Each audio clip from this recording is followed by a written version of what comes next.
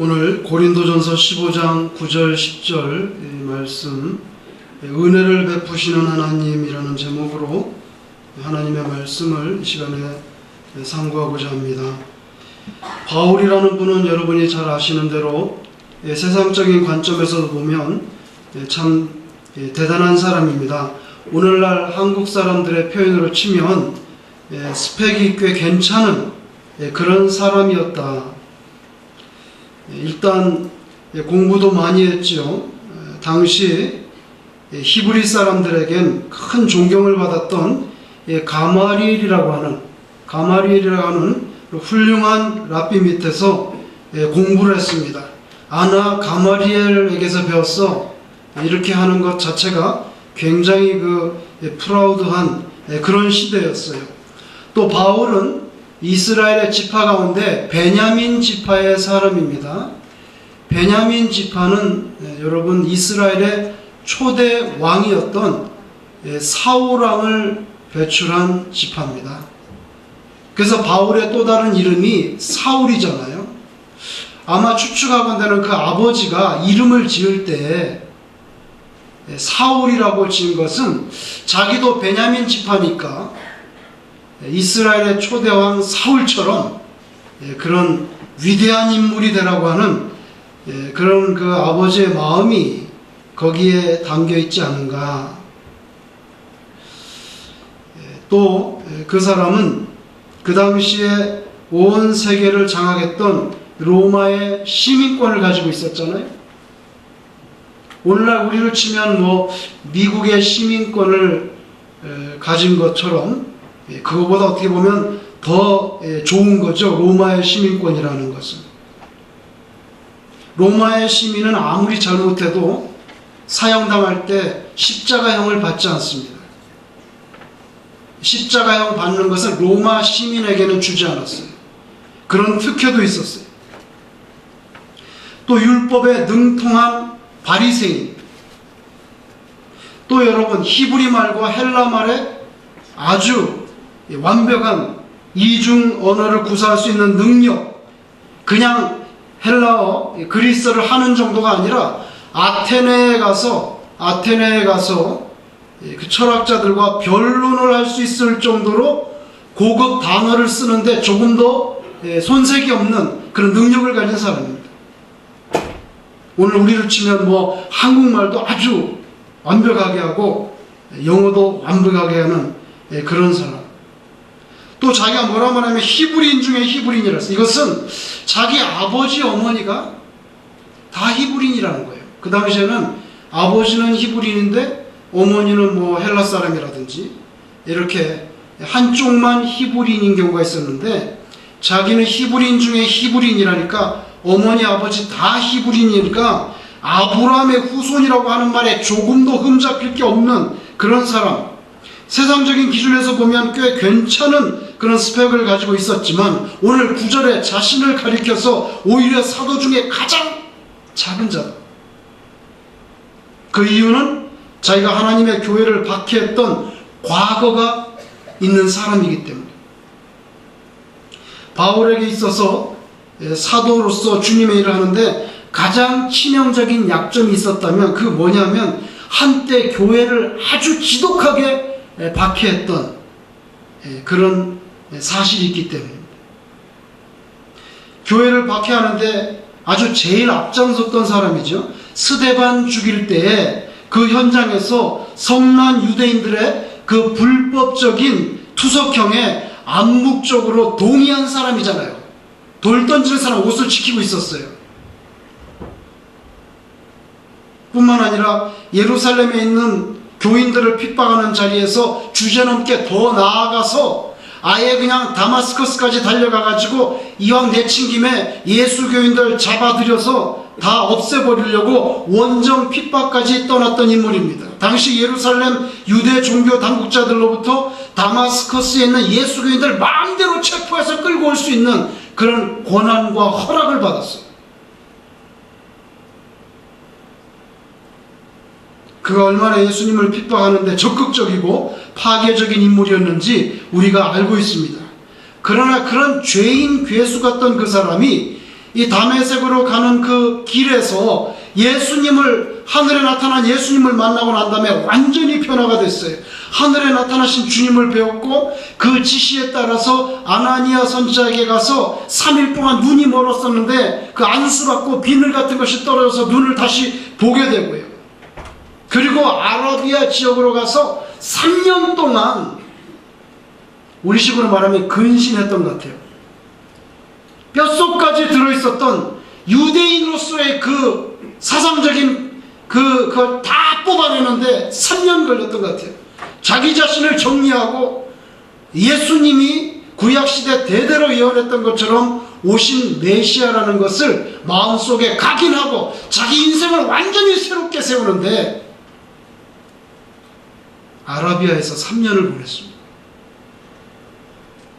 그리고 나서 비시디아 안디옥에서 목회하고 있었던 바나바 목사님의 초청으로 이 조그마한 로컬 처치에 복음을 전하기 시작했는데 결국에는 소아시아와 온 유럽 지역을 위한 선교적인 비전을 품고 주로 이방인들을 위한 전도자로 쓰임받았습니다.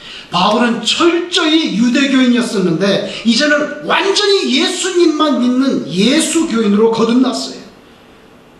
위대한 선교사가 됐죠. 이 모든 현주소가 오직 하나님의 은혜가 아니었으면 불가능했다. 뼈저리게 깨달았어요. 오늘 10절에 고백한 대로 다른 그 어떤 사도보다도 더 많이 복음을 위해서 수고한 것은 분명한 사실이지만 그것이 오늘 자신과 함께 하신 하나님의 은혜로 가능했다고 고백합니다. 여러분, 세상 사람들은 가문을 따지잖아요. 학벌 따지고 또 재산 따지고 그 다음에 지위 따지고 인생을 평가하는 중요한 항목이에요. 물론 사도 바울도 예수 믿기 전에는 그런 것으로 아주 자기 자신을 대단한 존재로 생각했던 것 같아요. 그러나 신앙 안에 들어와 보니까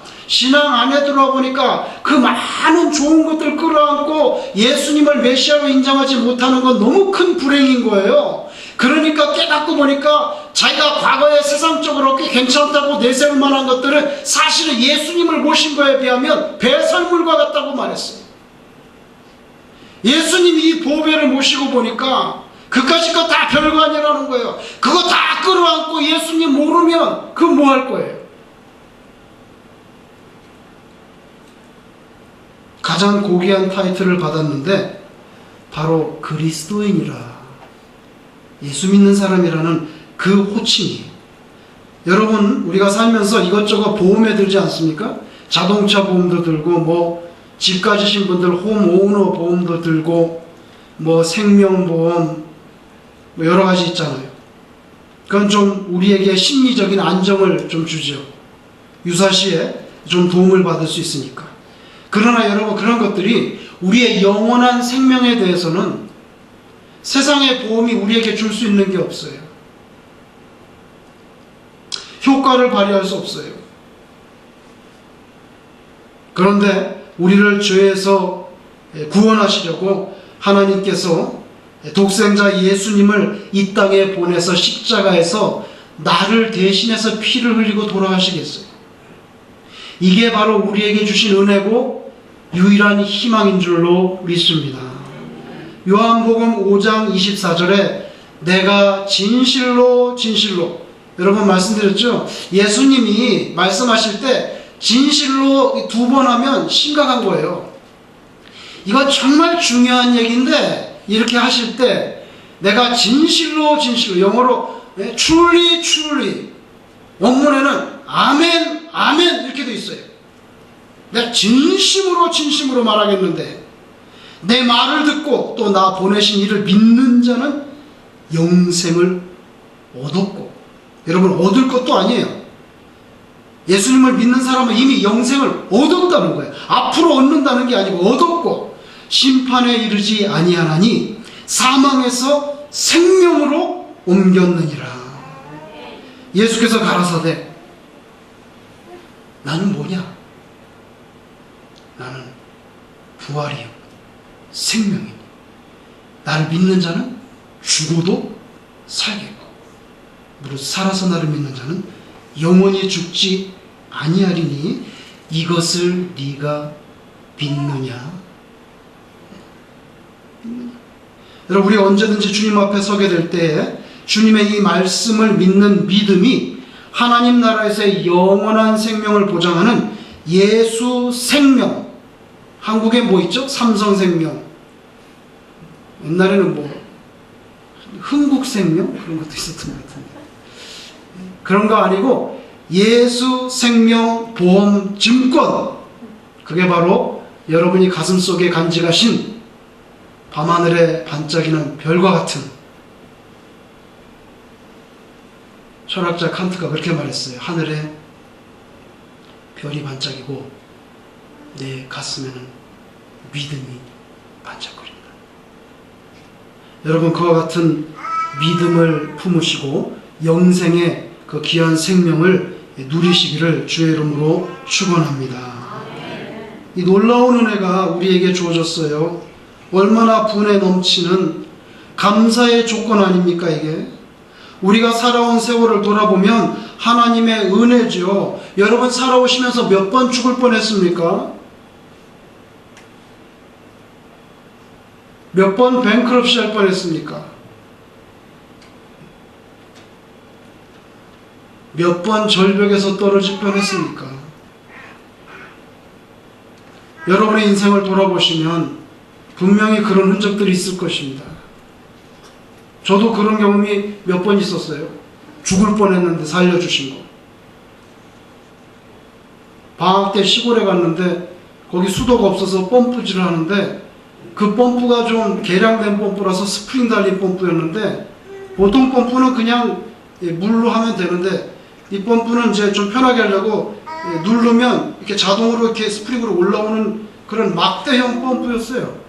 그걸 하는데 제가 마지막에 펌프 잡고 탁 놨는데 이 스프링이 뭐가 잘못된지 그냥 팍 튀어올랐어요. 그냥 정말 0.01초 안에 그 쇠막대가 튀어올랐는데 제 여기 눈을 때렸잖아요. 근데 어디를 맞았냐면 그 막대, 쇠막대 끝부분이 제 이 눈썹 있는데 여기 뼈에 맞았어요.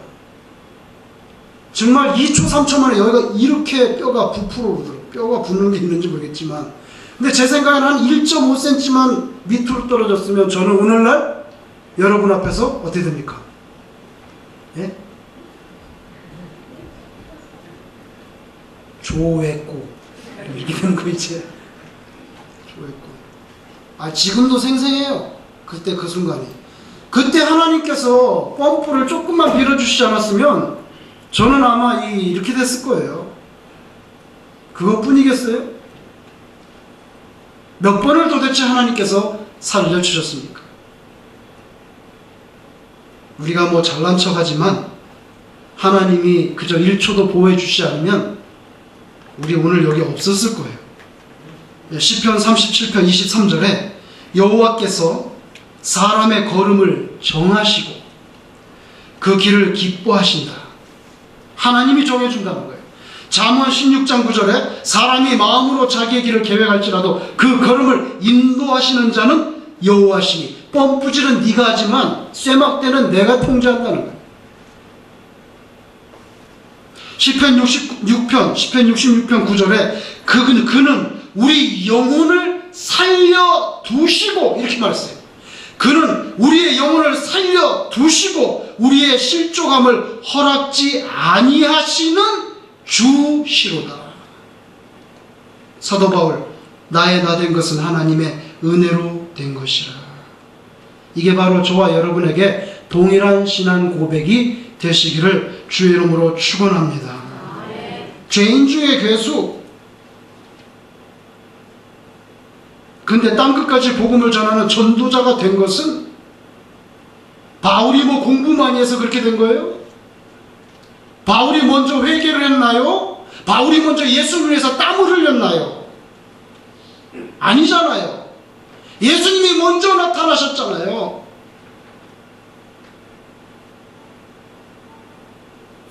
예수님이 우리에게 먼저 와서 불러주셨기 때문에 우리가 구원받은 거죠. 솔직히 말해서 예수님께서 바울 앞에 나타나 주시지 않았으면 그는 멸망받았을 거예요. 예수님 만나기 전에 그가 회개를 했습니까? 무슨 다마스커스로 가는 도상에 만나기 전에 예수님께 대한 무슨 손톱만큼이라도 존경을 표현했습니까? 사랑을 고백했습니까? 그 사람이 한 것은 아무것도 없어요. 오히려 예수 믿는 사람을 죽이려고 했죠. 근데 그를 살려줬잖아요. 그러니까 이 고백이 나올 수밖에 없어요. 나 이렇게 된 거 99%도 아니에요. 100% 하나님의 은혜라. 이게 바울의 고백이에요. 바울이 도대체 하나님의 은혜를 언제 받았습니까? 그의 신앙을 잘 표현해 주는 게 로마서 5장 8절에 있어요. 이렇게 돼 있어요. 우리가 아직 죄인 되었을 때, 이렇게 말합니다. 이거 자기 신앙의 고백이에요.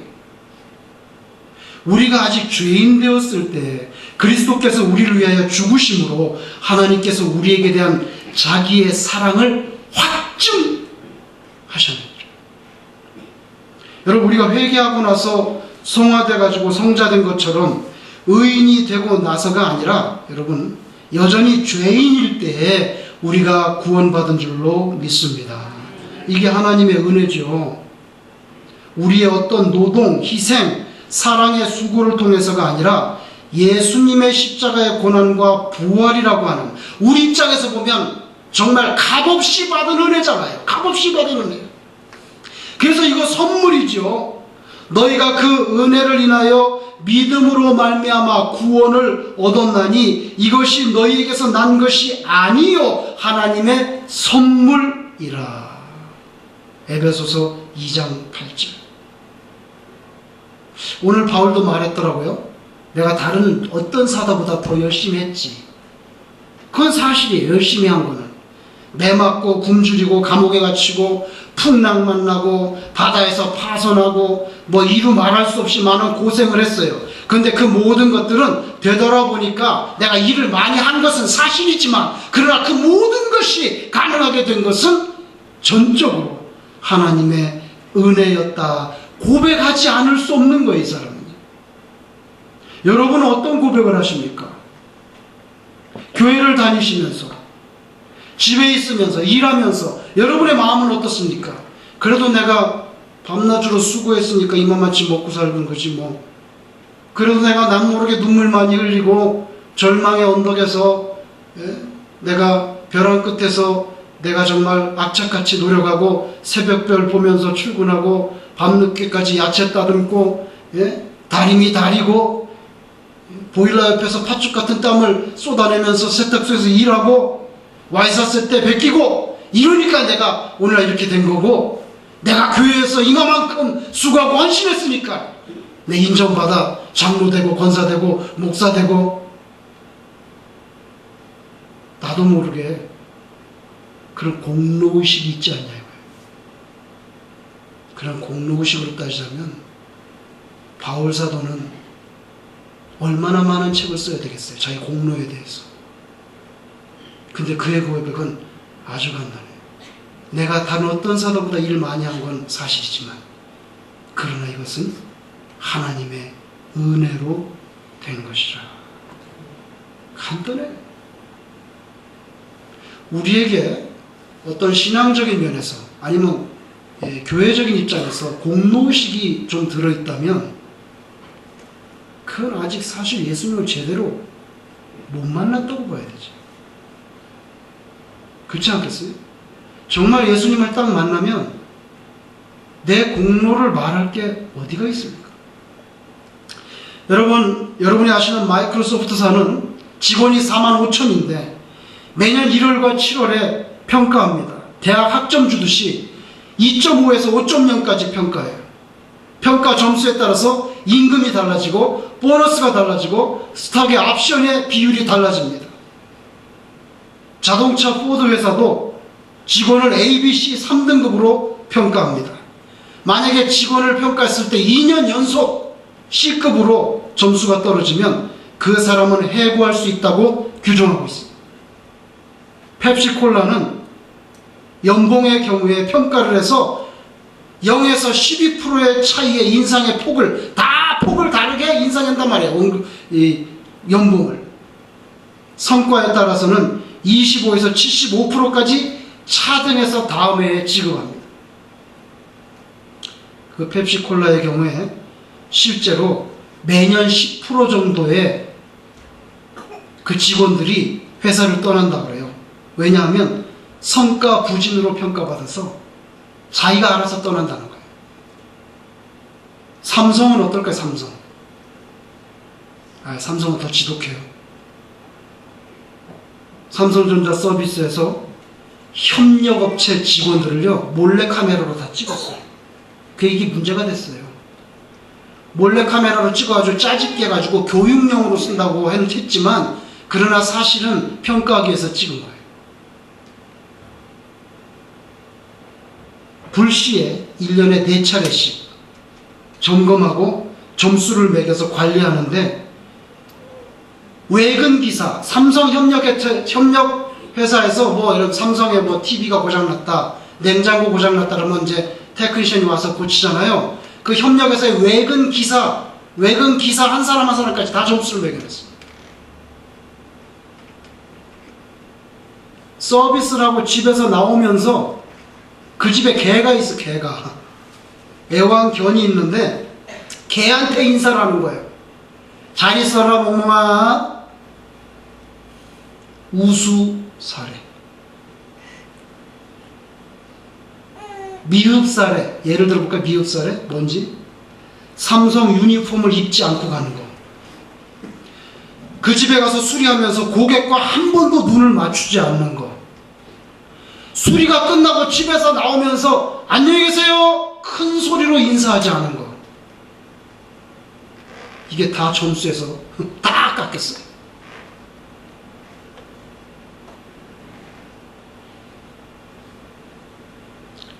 개한테까지 인사할 수 있는 정신이 있어야 된다는 거죠.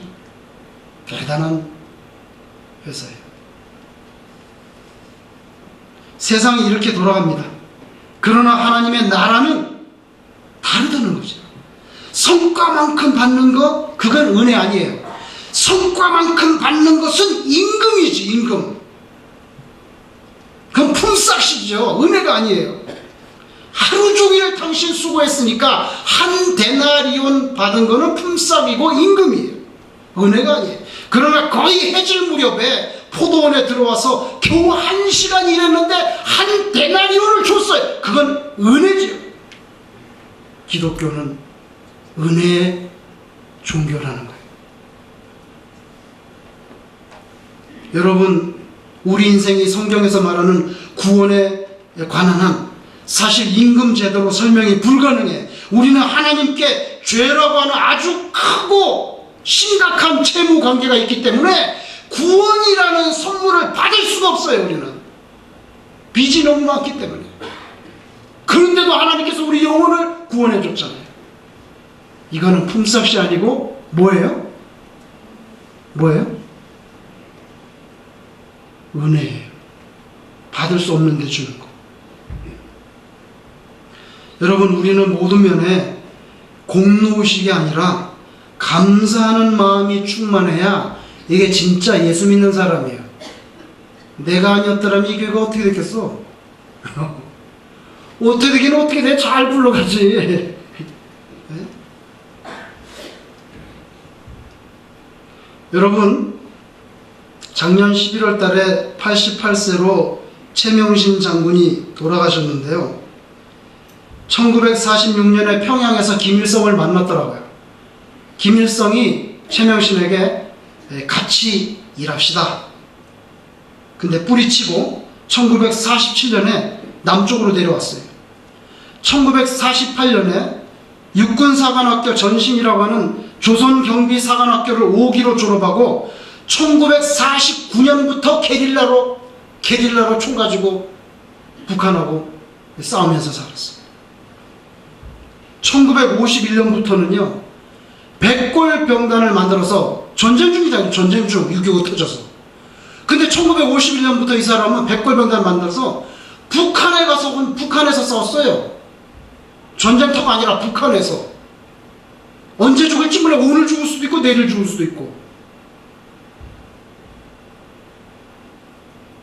그러다가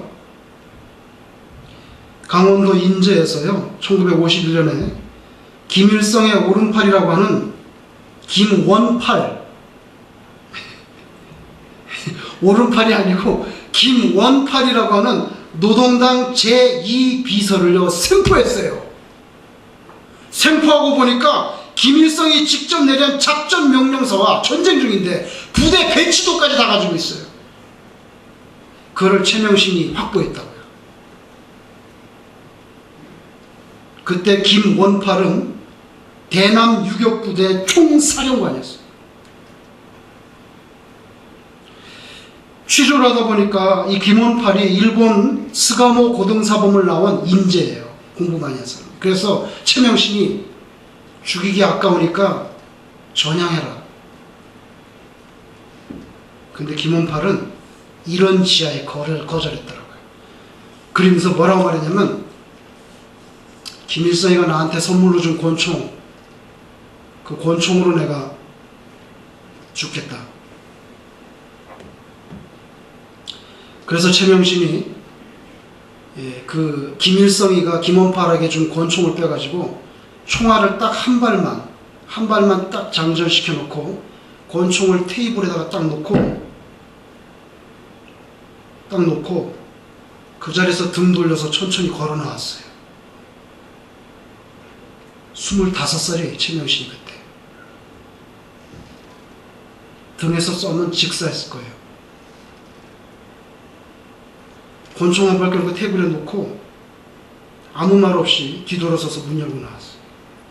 조금 있다가 김원팔이 권총으로 자살했습니다. 죽기 전에 부탁한 게 있어요. 뭐냐면, 내가 전쟁 중에 고아 둘을 거뒀는데 저 여자애하고 남자애하고 네가 데리고 와서 남한에서 좀 교육시키고 살게 해주라. 14살짜리 고아예요. 최명신이 김원팔을 묻어주고 받들어 총을 했어요. 적이지만 존경스럽다. 그리고 그 두 아이들을 데리고 왔는데 여자애는 전쟁통에 죽고 남자아이만 데려와서 서울대 석사 박사까지 하고 서울의 유명한 사립대 교수로 있다가 10몇 년 전에 은퇴했어요. 최명신이 그 아이를 자기 동생으로 입적시켰어요. 아들로 입적시키지 못한 거는 최명신의 나이 25, 걔는 14살, 그러니까 11살 차이밖에 안 나서 아들은 안 돼. 그래서 동생으로 입적을 시켰어요. 그 아이는 최명신 따라와서 공부도 많이 하고 자유를 마음껏 누리면서 교수 생활하다가 편안하게 10여 년 전에 은퇴해서 지금도 살아있어요. 여러분, 이게 그 아이가 최명신 장군에게서 받은 은혜죠. 은혜. 성경의 은혜는 헬라말로 카리스인데 그냥 프리 기프트예요. 공짜로 주는 선물. 그 아이야말로 최명신 장군에게 공짜로 이거 받은 은혜잖아요. 비유하자면 우리도 예수님을 몰랐다면, 예수 안 믿었다면 그 아이처럼 이 영적인 전쟁터에서 우왕좌왕하다가 그냥 굴러다니는, 길거리에 굴러다니는 돌처럼 굴러다니다가 멸망의 길로 빠질 수 없는 그런 영적인 고와 같은 처지로 살아갈 운명이었는데, 우리가 하나님의 은혜로 예수 믿고 구원받았죠. 하나님의 자녀가 아닌 사람은 한 가지 초이스밖에 없어요. 하나님의 자녀 아닌 건 어둠의 자녀지.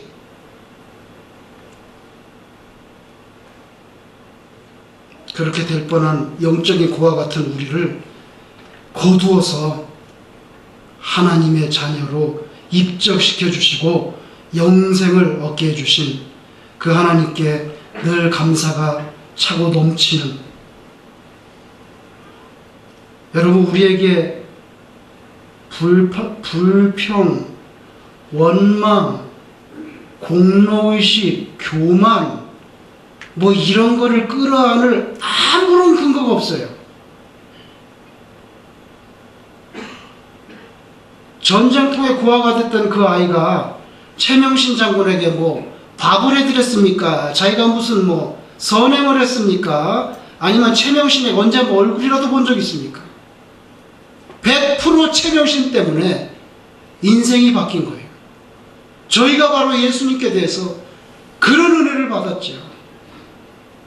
우리가 어떻게 뭘 원망을 하고 교만하고 뭐 불평을 하고 공로를 내세우고 뭐 그럴 게 어디가 있습니까? 우리는 그 아이가 최명신에게 받은 은혜보다 비교할 수 없을 정도로 상상을 초월하는 은혜를 받았어요. 여러분, 올 한 해 동안에 다른 사람만 뭐라고 욕하고 불평하고 그런 거는 다 내려놓고 항상 그냥 하나님, 난 하나님 때문에 지금도 삽니다. 그런 감사하는 마음으로 꽉 들어찬 그런 즐겁고 기쁜 그런 한 해가 되시기를 주의 이름으로 축원합니다.